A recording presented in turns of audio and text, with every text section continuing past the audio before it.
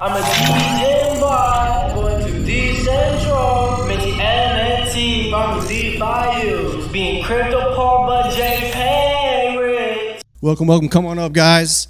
Let's do this. What's up? Jeff Kelley, Edge of NFT, co-host, and also NFTLA coordinator. We got an amazing panel here today to talk about how Web3 is changing the media game forever. So let's take 30 seconds, let's go around the horn, do a quick intro, talk a little about yourself, your project, and we'll dive into this thing. Cool. What's up? How you guys doing? All right. Wow, so we got like three people clapping. That's pretty cool. I'm Drew Binksy. I'm a world traveler. I've been to every country. I make videos on YouTube about people, culture, whatever I find interesting on the road, bridging the gap between travel and Web3. So it's a pretty exciting time.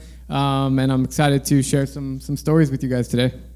Yeah, I want to keep this under 30 seconds to get to these two guys. I'm flanked by some real pros. So my name is Jordan French. I'm the executive editor and founder at none other than Grit Daily, popular news outlet out of New York. Covered 10,000 startups at this point.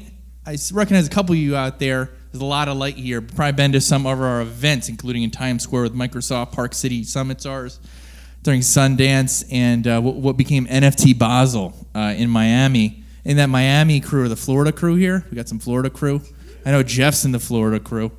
So that's about me. We'll unpack that some more. I'm looking forward to it. That was more than 30 seconds. Yeah, that was. Kind of rushed. You kind of ruined it. I'm John Biggs. I'm a former editor over at TechCrunch. I used to run Gizmodo.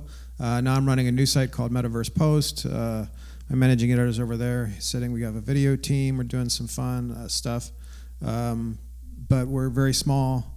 That was pointed out to me by some guy out in the thing there. And the thing, he actually looked us up and said we looked weird, and then he did an SEO check on us. So we have very poor SEO right now. So if you don't want to, just don't actually read us at all. I think that's probably the way to do it. I'll name the company later. But anyway, we're media. Guys, Web3's here. It's here to stay. It's changing the game, media, content, forever. How has it impacted your world already today? Yeah, so my Facebook, so primarily I make an income through YouTube, Facebook, Instagram, with ads. Anytime you watch a video on YouTube, you see a little ad, I get paid by that. On Facebook, primarily. So my Facebook got hacked about 2 years ago, 2020, and I lost $90,000 of ad revenue, and I never got it back. So people are telling me to sue Facebook. I just didn't want to go through that because they probably have better lawyers than I do. But it was terrible, and I lost all control of literally somebody went into my page and was posting random kids jumping on a trampoline. There was really weird content that was being posted on my page for 3 months. So it was terrible. And then that's when NFTs became a word. I mean, to everyone. Maybe it was a word before that. And it got really popular. So then I was looking into it, and finally, after a year and a half, I just launched my collection today. It's pretty exciting times. It's called Travel Tokens.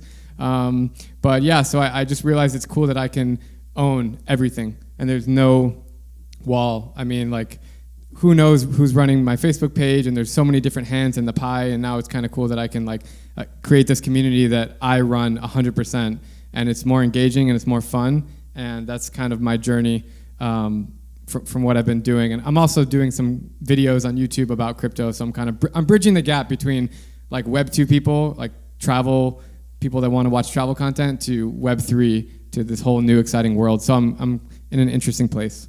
Yeah, you're knee deep in it, man. Jordan, how about you? How's Web3 impacting your world today? Yeah, so I was listening carefully, like I know all you were to Drew, and I haven't personally been hacked. I can empathize. John's nodding his head as well. But we did get hacked. I was very surprised at BlockTelegraph because it has almost no followers and just a bunch of people at Polygon read it, and then that's it, no one else. So maybe you can relate while mPost is as small as it is today. But someone posted when they hacked. They posted a comment and it said "Buy Bitcoin here." I said, well, that's interesting. And then it went on to say, buy Bitcoin here. Here's an address. Send it. We'll send a whole bunch back to you, way more than whatever the price was of Bitcoin at the time. So that was my initiation a couple of years ago into, so the nascent, maybe underpinnings that are Bitcoin of the Web3 space, right? And so I think to broaden that and bring us at a nice high level, one of the angles that we're talking about here was, this is a really educated room. You guys are pretty sophisticated. Even if you don't think you are, you are. You really are. And most of what we think about, and I think you share the sentiment, Drew and John, is almost at a pedestrian level, right? Like a lot of our readership, they're reading about startups. A lot of them are entrepreneurs. A lot of our audience, some overlaps with TechCrunch, but more so entrepreneur.com. And people are in a corporate job and they're not super happy with it and they want to get out there and do something cool. And guess what's cool? Stuff that you guys are here for, like Dcentral, right? And what Edge of NFT covers, some of the stuff that he's just dabbled in. You heard about his launch and what MPost does. So that's what I like to think about is that frame of reference. That's what's come our way. We can unpack, some of the stories, certainly, Jeff. But that's my main takeaway, right? Is thinking about how we're in a different strata than what everyone else out there, how they see this world that we're in. John? Yeah, I think the best way to think about this stuff, at least right now, is that the average journalist, and we're talking about specifically media, like the artists and filmmakers and musicians, they see this as an opportunity to start owning their stuff. But a journalist has never really owned their stuff. They never really owned or even cared about owning it. The journalist writes, I wrote 11,000 posts, so I can one-up you on your 9,000, but 11,000 posts for TechCrunch. I don't own a single one of those. For all intents and purposes, I don't want them. They're kind of old at this point. So you're constantly creating this information and spitting it out there. Now, here's the question, and no journalist will accept this right now because it's just so weird to them that they would want this to happen because they've been suffering under clickbait article, clickbait headlines, all this other junk. But yes, if I could get paid per click, or if I could get paid microtransactions, if I could own some of my stuff and reuse it at other places, and I could basically bring myself as a journalist as opposed to get hired by a journalistic entity, and just sort of like inject my feed into TechCrunch or MPost or wherever, and I get paid that way.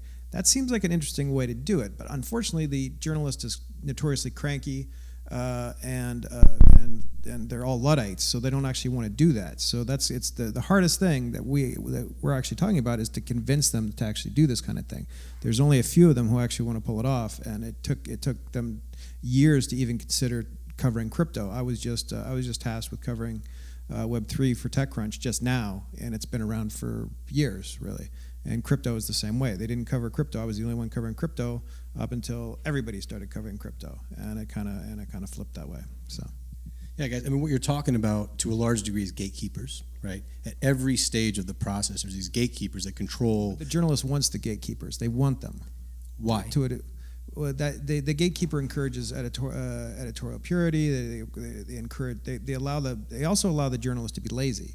They also allow the journalist to write just really bad stuff, AP style, and somebody's going to fix it. You just put it on the site, and then somebody will fix it for you. That's not true as much at the blogs, but you can have somebody just kind of skating along at a local paper, larger market paper news website, and they can just exist, and that's historically how this has worked. So the journalist, especially the journalist who's of a certain age, it wants that gatekeeper to control the stuff that goes up on the site. So what happens when it's AI? What happens when it's algorithmically generated? What happens when the site itself has people who just connect to it and post things up, and if they work on the site, then they stay there. If they don't work, they kind of trickle away, that kind of thing. It's all cool stuff, but convince a journalist that they don't need that editor, don't need that person, they don't need that gatekeeper, is going to be a really, really hard job. Yeah, the other reason is money, right? So the notoriously Luddite is a good word to describe. Not all, right, but most of the journalist cohort. A lot of people get in the field, even just more broadly with content, not motivated necessarily by money. And so what publishers offer, and I'm in those shoes as a publisher. I hire journalists, I hire editors, and exactly they do like a hand to glove, exactly what you described, right? Pretty shit content, and then an editor fixes it. but to the broader point about money, there's a lot of predictability, right? To a paycheck, even if it's per piece, and whatever else. It's in a lot of ways, at least from the Web2 standard, it is an enterprise that you're going into if you want to launch an M-Post or an Edge of NFT. I mean, you guys had to go out there. Otherwise, what are you going to eat? Where do you sleep? How do you pay your rent, right? And that's often, again, back to that pedestrian point.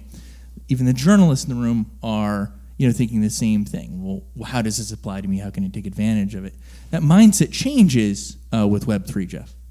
Yeah, I think so. And Drew, I'm curious your perspective on this, man, because you're producing, to a large degree, content without editorial overview, but with the exception, like in particular of YouTube, right, where there are these standards. How does that apply to your world? I actually do have a team of editors. I did everything myself I started making videos in 2016, and then I decided to go to every country around that time. And as I was traveling, at one point I was doing daily videos, 2017 and 2018. I was traveling through parts of the Middle East, Africa, and filming, editing, and uploading all on my own. And it was just like, I guess that's how I got to this point, because I put in all that hard work. And I was essentially working for free. Like, I wasn't making much money on ad revenue at the time, wasn't working with brands. Now I have a team of editors, and it's helpful. I have like 7 or 8 editors now, and they're all remote, but I'm still involved in the post-production. Like, they send me the cuts, I give them the feedback. So I'm still hands-on, but I'm not opening up Adobe Premiere Pro, which is the editing software. I'm not like actively going in there and making all the cuts. So it has become tremendously a lot easier for me in that way. But yeah, I mean, it's a growing process, learning, as we move, and it's exciting.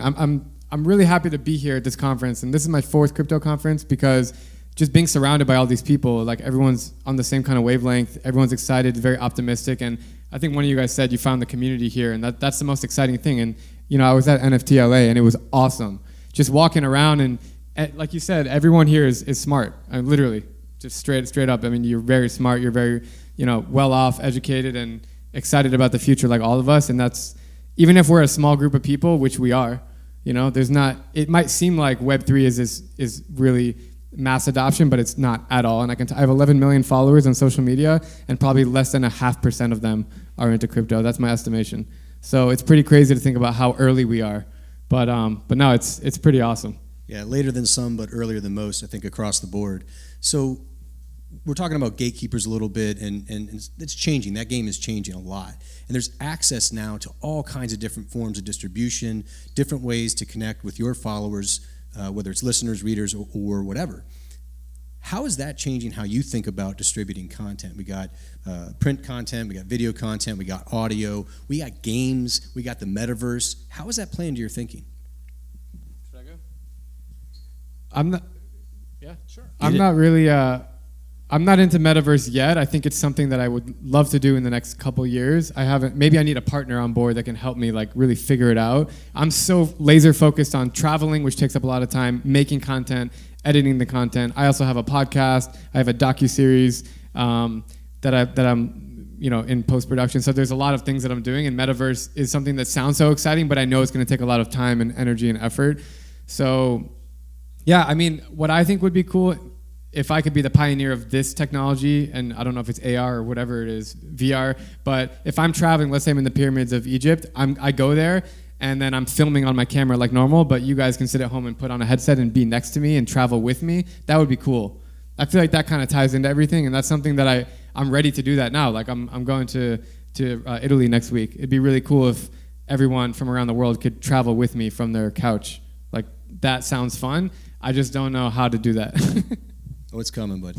Yeah, I think this concept, just to build on it even further, it even relates to what we're doing here. I mean, categorically in English, this is an event.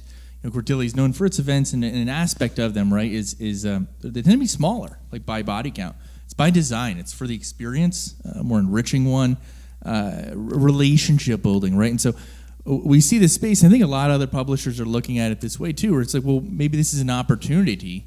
And metaverses and sort of any aspect of Web3. We can get to NFTs in a second as well for tickets and so on. I know some companies out there doing that. But to build out, right, like a virtual version of whatever you're doing, it's really appealing, right? Not just from a cost front, but from a sort of like capturing the attention standpoint, giving people an alternative, right? And travel, which Drew does a lot of. Not everyone here. I haven't been to as many countries as he has. I think literally that's true for everyone here, right? And so that's not an opportunity. We think about things like, well, we need moderators. We want women to do it, and they're, so and so. Oh, she's pregnant. Well, that'd be super cool if she was able to sort of dial in this other way and kind of see and interact with people in more of a virtual metaverse type of way. So it looks like the early inklings are that there. We pushed on that on the coverage side. Right, we pushed on that to see that come out almost selfishly, right? To see if you could, have something to adopt. And I feel like we're on that precipice where people could be with you when you travel in some sort of way. There's experts on this, and so that's not what this talk is about. I know you want to get inside our minds, but that's what I'm thinking about, is right, how can we take advantage of this as quickly as possible and experiment with it. I'll be really quick. Mention the ticket portion of it. It almost sounds a little bit gimmicky, John, but I think it's super cool, this idea of NFTs, like as a community, to sort of we're going to have more than one event throughout the year, right? So what if there's some benefit you can bestow? Yeah, if you had a card or whatever. Right, like a utility. Yeah. I really enjoy that aspect of it too. That plays into the Web3 handbook that we've all got too, Jeff. Yeah, I think the way to think about media in general is that it's a engine for changing brain chemistry, right? So most media that we're talking about, music, movies, all the good stuff, that changes the brain chemistry and it ups the dopamine, or it changes your emotions. It improves your mood, or actually scares you, that sort of thing. News and the things that we're talking about here in terms of documentary, in terms of seeing the world in a different way, is also a different method of changing brain chemistry. And what we're moving from the physical representation of someone's thoughts, which was the original writing, photography, into something more animated, which was movies, television, web video, all that other good stuff, into an almost endless flood of content that's aimed at attacking our dopamine receptors constantly. That's a TikTok, that's a YouTube, that's a Twitter, that sort of thing. So the question for a last generation media company is how do you supplant, how do you improve upon a media form that is essentially candy for the brain, and how do we create a documentary that is candy for the brain in a way that 500 TikTok videos are candy for the brain. It's very difficult, and I think part of it is that idea of that we're coming along with you on a trip to the pyramids, or we're coming with you on a trip to Florence, and we see the food. Or what I want to do at the Metaverse Post is I want to interview somebody in the ocean. Let's just go do something weird and experience everything associated with that person. If that person's a great sailor, let's go on their boat in a real way and put you with them. And eventually we're going to have a situation where you can basically completely inject that media into the brain completely, not through a lens, not through a piece of glass in front of your eyes, but directly into the brainstem, which I think is what we all really want ultimately, because we all want to die horrible deaths. But yeah, I think that's where we're going, and that's where we're headed, and that's what we have to think about, especially as last generation media. They're going to be sunk, because if I'm New York Times and I don't know how to fix that dopamine, to give that person the dopamine fix, we're done. Everybody's done. That's for sure. When we think about barriers to entry, right? We talked a little bit about gatekeepers already. We talked about barriers to entry, access to be a content creator, to be a part of the media distribution engine.